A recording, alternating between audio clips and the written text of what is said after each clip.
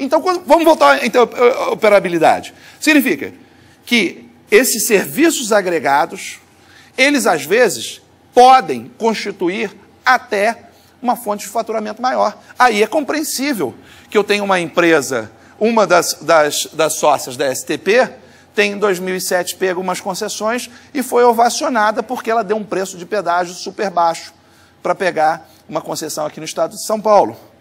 O professor Marques, sei que tem uma posição muito específica sobre isso, sobre sócios de uma mesma empresa participarem de uma concorrência. E nós tivemos um caso desse aqui no CAD também. Só para vocês entenderem, o CAD analisou uma situação de reforma de plataforma. Duas empresas compraram o edital e trocaram as informações técnicas antes de fazer a proposta do preço. O que aconteceu com essa compra feita pela Petrobras? Foi considerado totalmente legal sob a ótica do direito administrativo, mas foi considerado que infringia o direito da concorrência. Porque se eu trocava informação técnica, eu estava dando alguma vantagem competitiva mercadológica para o outro candidato. E isso foi considerado colusão. Foi considerado algum nível técnico de combinação. Você imagina se eu olhar para o passado, 3 empresas que são sócias de uma que vai prestar serviço para elas três mesmas em caráter de monopólio, qualquer uma das 3 entrar numa concorrência. No mínimo, essa independência pode ser, presumivelmente, estar comprometida. Mas vamos lá, que eu estava na interoperabilidade e ia trazer um exemplo. Exemplo de como a concorrência em qualquer segmento só tem a beneficiar. O assunto é cartão de crédito. Antigamente a gente chegava na loja de cartão de crédito e o lojista tinha a maquinazinha do Master, a maquinazinha do Visa, às vezes tinha do América e quase nunca tinha do Diners. Então o sujeito que tinha o American Express, ele fazia 2 perguntas: você aceita cartão? Aceito. Aceita América? Então ele tinha um problema. Para o lojista já era um problema. Por quê? Para o lojista, o lojista tinha que pagar o aluguel de 4, 5, 6 máquinas. E aí ele, às vezes, pagava só das 2 mais rentáveis, que é Master e Visa, a maioria tem Master e Visa, e deixava para lá, ou seja, ele fazia o que ele podia. A máquina não se comunicava, não lia outro cartão, ele teria que pagar um aluguel de uma máquina mensal, de uma máquina American, só para que a máquina American funcionasse. Só para que o cartão Diners fosse lido. E ele não fazia isso. Então, o que aconteceu? O CAD falou, olha, essa situação de você fidelizar o seu cliente, dando a sua máquina e obrigando ao pagamento do aluguel da sua máquina, está lesando o lojista, ou seja, está deixando de fomentar vendas, está lesando o consumidor, porque, ou seja, gerando, no mínimo, um constrangimento ao consumidor. Então, e se tecnologicamente é possível essa interoperabilidade,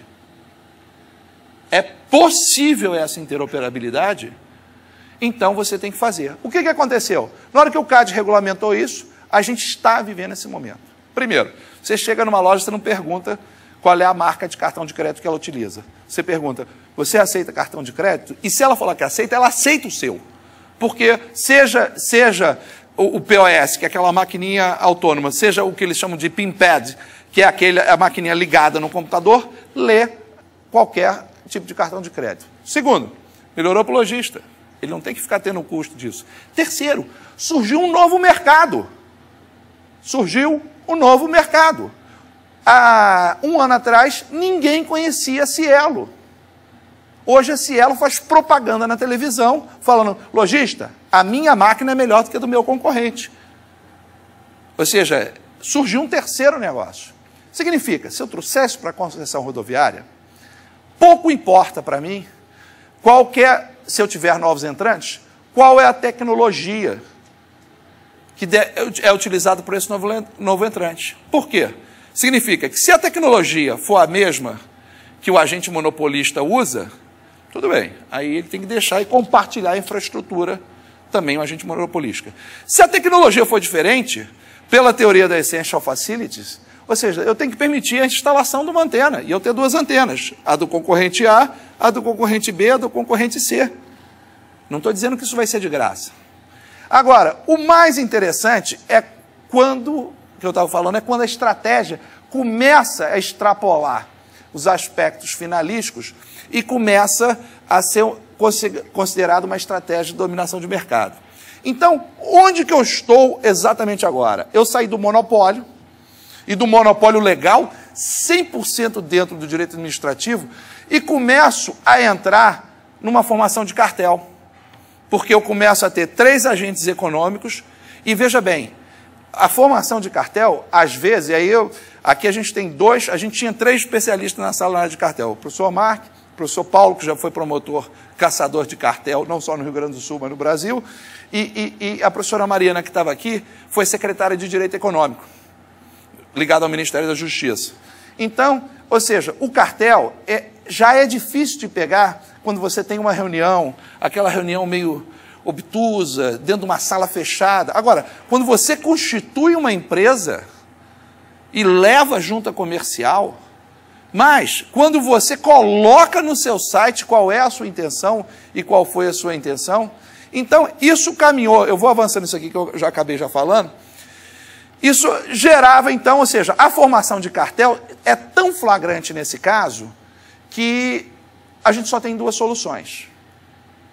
Isso aí eu estou falando sobre opção do CAD ou sobre seu olhar o direito antitrust mundial. O que aconteceu com a empresa do Rockefeller? Foram quebradas nas 7 irmãs. Então, para a STP, hoje, eu só tenho uma opção. Ou eu quebro ela em X empresas, ou eu tenho que falar, você tem que parar e tem que vir os concorrentes e tem que entrar. Ok? Você vê Brasil Foods, está dando esse problema. Sadia e Perdigão. Quem foi que te falou que você tem que pegar a segunda maior empresa de alimentos do Brasil e vender para a primeira? Perdão, a primeira vender para a segunda, né? Venderam a Sadia para a Perdigão, porque ela comprou muitos títulos de subprime, foi uma das poucas empresas que tinham os títulos americanos, e ela perdeu liquidez. Quem foi que falou isso? Ué, será que não tem outras empresas na área de embutidos que estão querendo entrar, que estão querendo concorrer, estão querendo esperar uma oportunidade?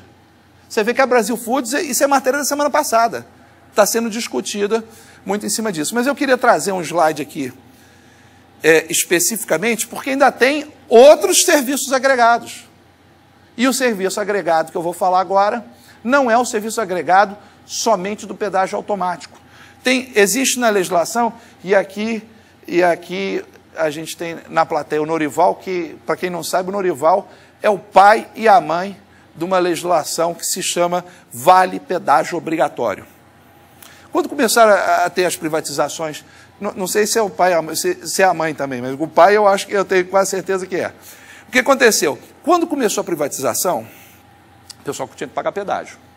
E aí, até por questão da ponta mais fraca, entre o mais forte e o mais fraca, a liberdade escraviza e a lei liberta, o pessoal falou assim, essa conta vai cair toda nas costas do caminhoneiro. Então os caminhoneiros se mobilizaram e fizeram o vale pedágio obrigatório. Significa que quem contrata a carga é obrigado a pagar antecipadamente o pedágio, é obrigado a pagar o pedágio, de maneira que aquele ônus não caia no caminhoneiro. Peraí. Então, existe isso. Existe essa legislação. Se eu somar vale pedágio obrigatório com sistema de pedágio automático, são 2 mercados diferentes, mas os números tendem a ser impressionantes.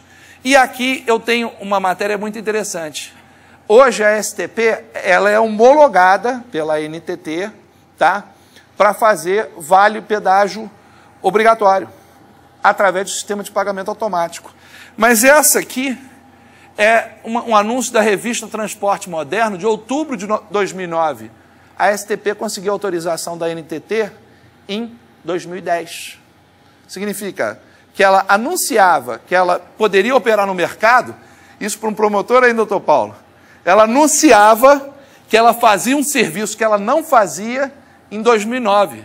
Em todas as compras, o vale pedágio, sua empresa ganha 1%. Além dela oferecer que ela fazia outra coisa. Ela dava um desconto. Peraí. Aí vocês vão me perguntar, mas Cláudio, o valor do pedágio que eu pago não é o mesmo se eu for na via automática ou se eu for pagando em dinheiro? Como é que o cara dá desconto? E a gente sabe que tem aquela regra básica, não tem almoço grátis. Se eu estou dando um desconto, alguém vai pagar essa conta. Quem paga a diferença de 1%? Os donos, as concessionárias. Não tem problema nenhum, é meu mesmo. Então, isso se chama em direito econômico preço predatório. essa prática é uma prática anticoncorrencial, considerada no Brasil e no exterior como crime, e isso extrapola toda e qualquer possibilidade, não só de lesão à ordem econômica, mas isso é coisa que dá cadeia também. Vamos lá. E aí a gente colocou até aqui, olha lá, como é que eu ofereci um bônus financeiro a um serviço oferecido a custo zero? Ou seja, o preço de pedágio é o mesmo, como é que eu vou ainda dar um desconto de 1%? Quando eu achei essa propaganda, eu fiquei, realmente, é muito estar acima do bem e do mal fazer uma coisa disso. E isso a legislação brasileira, mas não permite de jeito nenhum, até porque no final das contas alguém vai pagar essa conta. E essa alguém vai ser o caminhoneiro, essa alguém vai ser aquele consumidor que o professor Paulo vai falar. Esse alguém, hoje eu descobri um dado que eu não sabia, que São Paulo centraliza a distribuição de alimentos em caminhões no país. Eu não sabia essa informação, fiquei sabendo disso hoje. Ou seja, que o produtor lá gaúcho, ou produtor de barriga verde, bota no caminhão dele a hortaliça, a fruta, etc. e tal, que ele cria nas regiões mais frias, parece que há um processo de congelamento, isso vai até para o Nordeste, para o Norte do país. Ou seja, São Paulo centraliza isso, é um hub disso. Há uma centralização disso. Significa, aquele cara lá que vai comer a fruta fresquinha, ele vai pagar uma conta, e uma conta cara. Então, a quem interessa a não concorrência? Esse que é o ponto. Uma coisa é eu identificar práticas de eficiência. Como é que está meu tempo? Está bem? Posso continuar? Ou seja, uma coisa é eu identificar práticas de concorrência, e outra coisa é eu começar a adotar práticas para impedir a concorrência. Uma coisa é eficiência, outra coisa é o impedimento da concorrência. Porque quem paga a conta, no final das contas, é o consumidor. Então, a conclusão que a gente vai chegar é uma só. Que, em verdade, em que pese eu só estar falando de direito econômico, não existe o enfoque do consumidor e o enfoque do direito econômico. Estão entrelaçados. Eu não consigo falar em proteção ao direito antitruste sem falar no consumidor. Eu não consigo falar em consumidor. E eu quero lembrar um exemplo para vocês. E a questão para mim, sem ou apesar do preço. Eu não estou nem preocupado com o preço de mensalidade. Vocês sabem por que eu não estou preocupado com o preço de mensalidade? Porque você imagina a concessionária de carro. Concessionária de carro, e isso existem estudos em nível mundial. Ou seja, concessionária de carro, em tese, o valor do produto é o mesmo. O valor do carro básico da Volkswagen tem que ser o mesmo aqui no Rio de Janeiro, em Minas Gerais, no Rio Grande do Sul. O que fazem as concessionárias? Buscam eficiências. Uma investe para te dar o IPVA grátis, a outra já paga o seu seguro, a outra bota uma moça bonita te servindo um cafezinho. Eles criam um sistema interno, a Volkswagen tem isso, quem já comprou carro nas Volkswagen sabe. Eles têm um sistema interno de concessionárias para falar assim, você quer um carro com essas características? Tem um lá em Maringá. Eu peço, ela bota num caminhão e traz para mim. Então, a concorrência, com sem ou apesar de falar de preço, ela vai trazer algum benefício. E acho muito difícil se a gente tiver novos entrantes, novos players, em cima disso. Aí o que acontece?